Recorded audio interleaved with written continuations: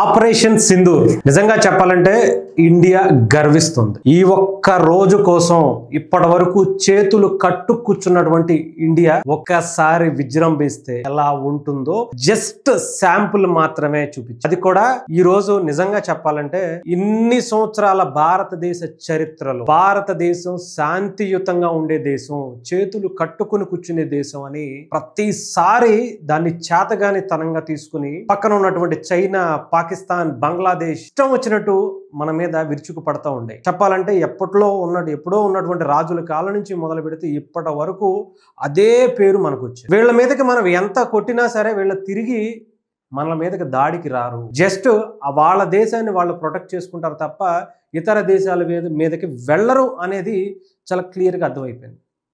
ఇప్పుడు కూడా అదే జరిగింది అనుకోండి.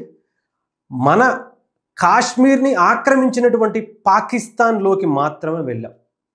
పాకిస్తాన్ అసలు సిసలైనటువంటి భూభాగంలోకి భారత ఆర్మీ వెళ్ళలేదు అని చెప్పి చాలా క్లియర్గా ఈరోజు ఇండియన్ ఆర్మీకి సంబంధించినటువంటి కర్నల్ దీన్ని